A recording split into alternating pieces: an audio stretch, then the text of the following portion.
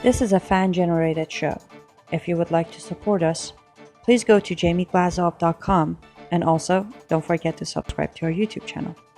All your support is greatly appreciated.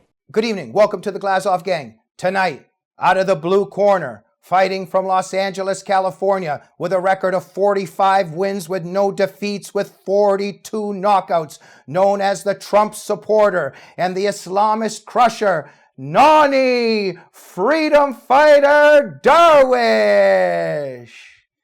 And the crowd goes wild. Congratulations. Nonie, welcome to the Glazov Gang. Thank you, Jamie. My pleasure. And Nonie, congratulations to you as well. And thank you so much for being... Congratulations to America. And thank you. The world, really. Absolutely. But Nonie, you're one of the main freedom fighters that fought on the path and cleared the way for Trump's victory. I think that that's a really true statement, right? We were all doing it because from the minute Trump ran for president, I never wavered. I never hesitated. They kept throwing everything at him, women, this and that, and it never shook my belief that this man was going to really change the whole political atmosphere in America. Absolutely. Nonie, I had a few conversations with you in the last few days, and as always, of course, but in the last few days, you crystallized very profound theme, and I wanted to talk to you about it tonight. You told me that what Trump has done is accomplish America's real, quote-unquote, Arab Spring. You see a real Arab Spring happening with Trump's movement. What do you mean by that? America recently have shown the world that we don't need revolutions in Tahrir Square. We don't need violence. We don't need anarchy or the actions of the Arab street. We can accomplish revolutions through the ballot box and through the peaceful transmission of power through the ballot box. And America set that example to the world. And I'm very, very proud to be an American. Okay, now, Nonie, let's tie this all together here because, look, Islam is interwoven in this narrative, absolutely. Islamic supremacism is threatening the West, threatening Western civilization in America. Hillary was going to facilitate stealth jihad and jihad. We're praying that Trump can turn it around. He's showed a lot of indications that he will and can. He's surrounded by a lot of good people. So what is one of the main things on your mind in terms of what Trump now needs to turn around and how this is affected with a kind of democracy movement? Well, the first politician in America who ever spoke about American citizen first, and it was Trump. Just the idea that giving the best opportunity for the American citizen first, because in the last decades, all we talked about was how can we make the lives of other nations better? How can we bring democracy? And I'm speaking about both Democrats and Republicans. And how can we bring peace in the Middle East, democracy here, democracy there. And we neglected the American citizen. We did not allow the American citizen to mourn after 9/11. This is the first day ever I feel I can start mourning over 9/11. Because ever since 9/11 happened, we have shut up the American people. They were not allowed to speak their mind, to talk about Islam. They were, the Obama administration and the Hillary administration, she was going to do the same thing. Yeah. She was going to shame us and stop us from our own freedoms, our own rights to feel that we are first. Every country has to treat its citizens as first. Nonie, it's the duty. Thank you. And I want to bring up something that I think is definitely connected to this. Just in a few even ingredients of Trump's victory speech that I caught. And I just want to say this. While I was watching his victory speech, there was something so refreshing and new about it. I didn't grasp right away what it was that I was catching. But when Trump was saying, I want to thank my parents who are looking from up above. I want to thank my brother. I want to thank my sisters. I want to thank you over there. Hey, where's Giuliani? Where's Ted? Where's Peter? Where's Steve? Just the way he was talking. But he was talking, I realized this later, he was showing gratitude. He was speaking about individuals, and he was thanking individuals. He was talking about others. He was being gracious and naming names. A lot of the time when Obama was speaking in the last 8 years, he was talking about himself and very much of the collective. There was a very communist Sharia-like atmosphere, whereas Trump's speech, even if its ingredients narrowed in on the individual. And sincerity. Sincerity and speaking from the heart. We have developed politicians. America has reached a point where we treated politicians as robots. We made them robots because our media have been so cruel on especially Republicans that they were watching every word and measured everything. And especially Republican prior presidents, took so much abuse from the media and never opened their mouth. And one of the things that really angered me about Bush and Romney, even when he was, all the abuse they were taking from media, they always acted like they were above it. But there is a point beyond which you become a punching bag. And the media created presidents who were just robots. Yeah. And when I see Trump, his humanity and his sincerity, and he can make a mistake and laugh about it. Okay, Nonie, absolutely. Sorry to interrupt. We're just running out of time, and I want to touch on a couple themes here. Now, we brought up the Arab Spring.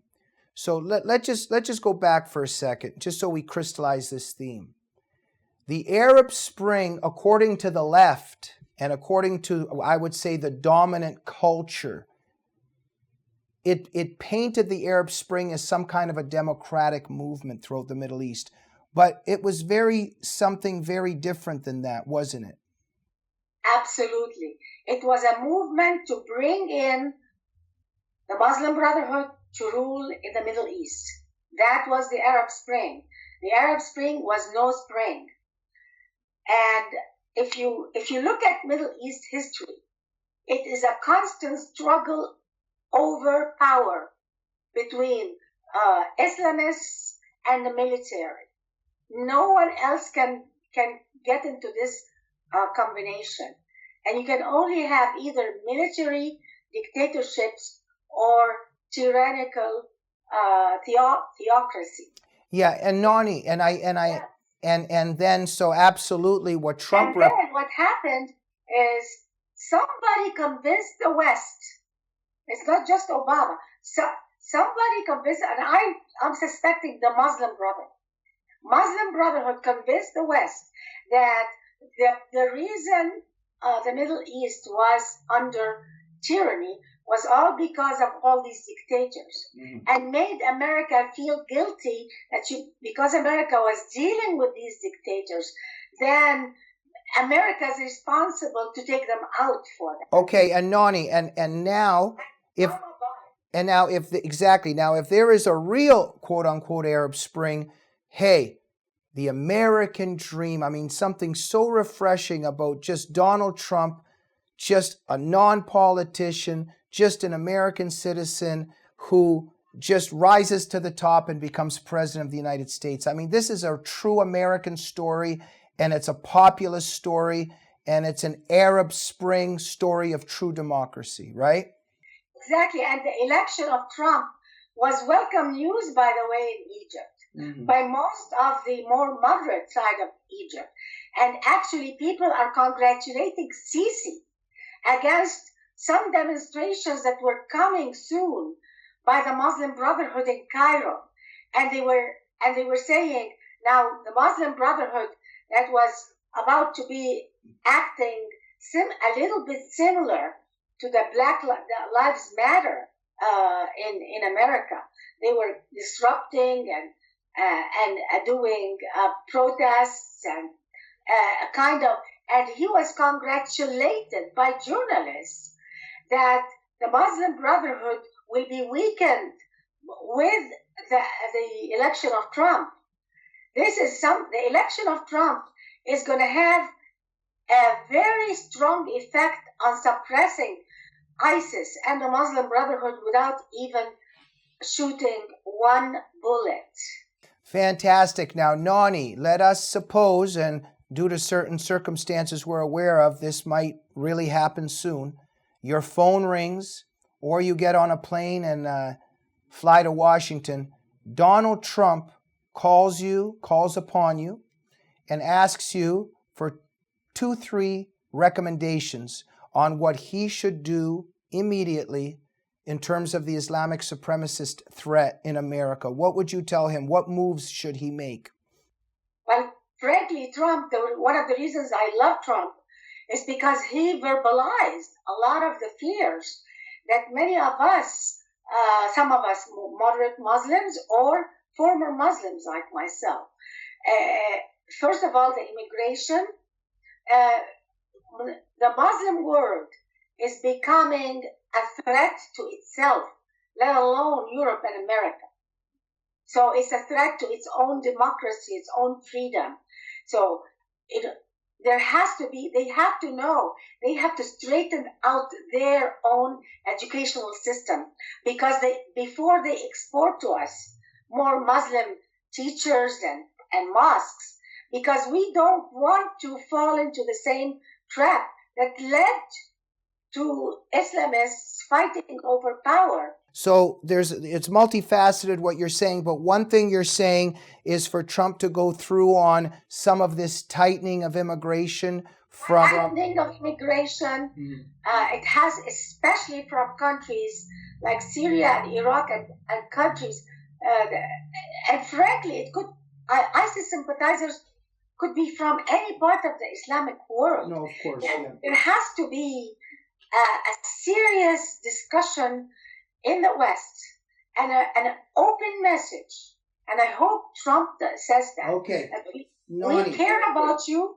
We have no problem with the Muslim people, but we have a problem with radical Islam, the way you're teaching your religion, the jihad and the 72 virgins, and all of this is causing the world has to protect itself. Yes. And I think Trump gets it.